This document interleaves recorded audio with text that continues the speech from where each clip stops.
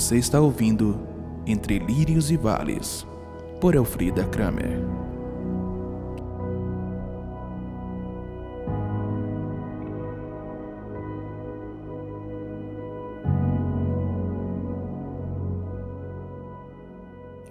Olá, tomou seu cafezinho?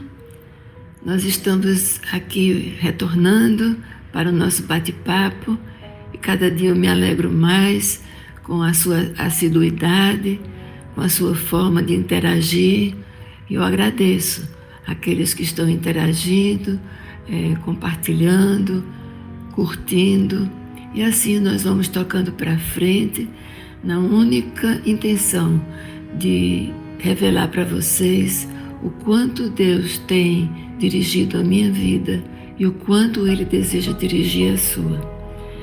Nós estamos morando na casa da Vila Militar, muitas coisas foram acontecendo e eu me lembro de uma delas que é interessante. A gente, quando está passando por desafios, a gente é testado, nosso ser interior se torna mais visível, mais capaz de ser reconhecido.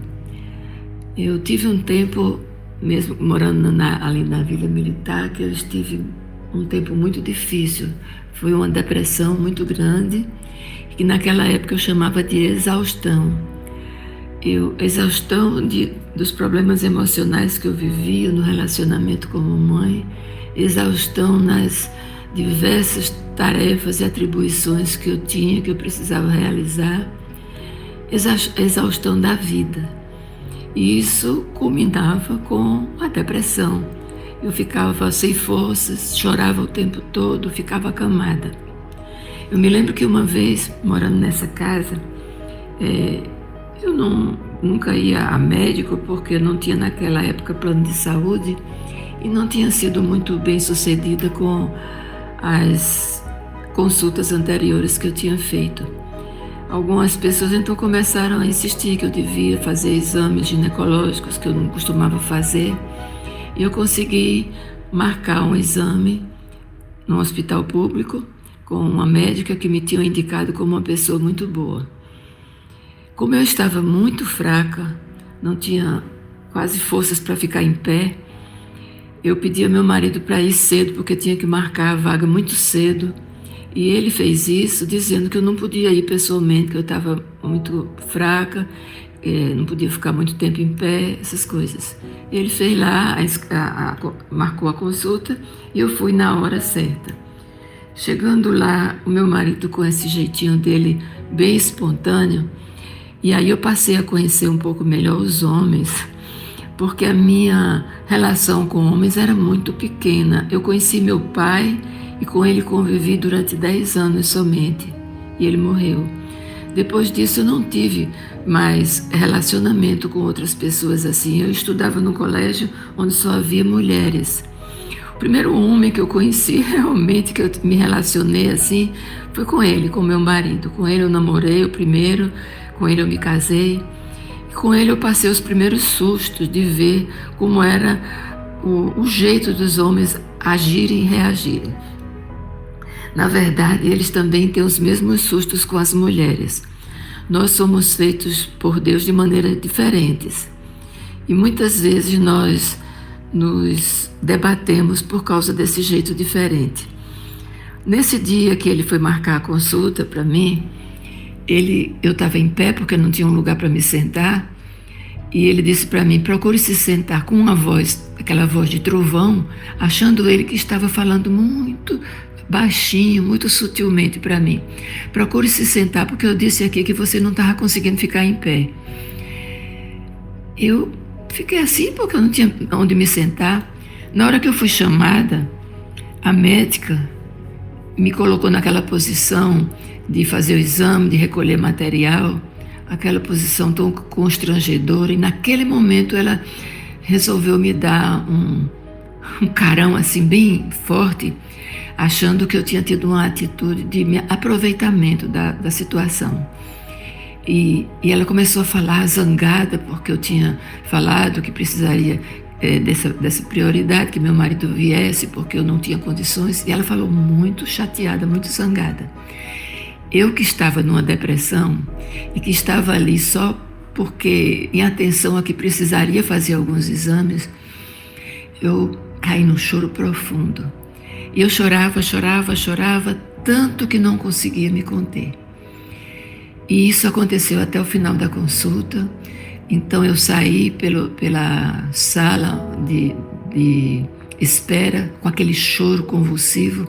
Acho que as pessoas achavam que eu tinha tido uma notícia horrível a respeito da saúde. E ela disse que fosse pegar o resultado depois. Meu marido foi pegar o resultado, eu não tive mais coragem de conversar com ela. E nessa hora eu fiquei com muita raiva dele. Eu disse, mas meu Deus, como é que ele é capaz de falar um negócio desse tão alto que as pessoas vão pensar coisa exatamente o contrário do que eu estou sentindo e vivendo. E eu saí com raiva dele. Aos poucos eu fui entendendo o que era o ser homem e o ser mulher. Fiquei com raiva, mas depois eu entendi. Entendi a forma como ele falava, a forma como ele agia, era a forma dele. Ele não tinha aquela delicadeza da mulher de expressar as coisas. Eu também tive uma ocasião, nessa mesma época, que nessa questão da depressão, eu precisei ficar num lugar onde procurei um descanso maior, ficar longe dessa exaustão que eu dizia, e eu fui com ele. Chegando lá, eu tive uma nova crise de choro, muito choro, não parava momento nenhum. E ele ficou de pé ao lado da cama, só olhando para mim. E eu fui ficando com raiva dele. Meu Deus, ele não toma nenhuma atitude, ele não quer nem saber o que eu estou sentindo, o que é que eu preciso. Ele só ficava do meu lado, olhando para mim. Um tempo depois eu entendi tudo muito bem. O jeito dele era aquele de dizer, eu estou aqui, conte comigo. Só que ele não tinha nenhuma decisão a tomar. E pouco a pouco eu comecei a compreendê-lo melhor e comecei a entender a forma que ele tinha de interagir. Não era uma interação realmente, era uma maneira de dizer eu estou aqui. E aos poucos eu fui entendendo e comecei a entender o que é o casamento. Na verdade, o casamento não é uma proposta de felicidade, como Deus me falou um tempo atrás. Ele não nos uniu para sermos felizes. Ele nos uniu para sermos abençoados. A partir da união desses dois seres, homem e mulher, diferentes, criados por Deus de maneiras diferentes, que eu até questionava de Deus porque éramos tão diferentes, é que Deus começava a trabalhar um outro ser chamado casal. Não é fácil, sim. Vejo tantos casais se separarem porque não conseguem encontrar esse amálgama, essa união entre homem e mulher com suas diferenças. E realmente Deus me deu a oportunidade de viver casal, de entender o que era homem, o que era mulher, de sofrer as diferenças e de buscar uma unidade.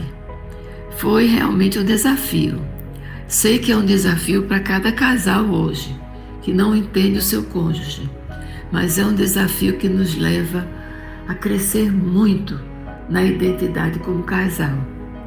E nesse tempo eu aprendi muitas coisas. Continuei vivendo essas coisas a vida toda. E continuo entendendo que essas coisas devem ser vividas pelos casais, que eles devem buscar esse relacionamento de casal e não um relacionamento unitário, onde um tem certas aptidões e outro não.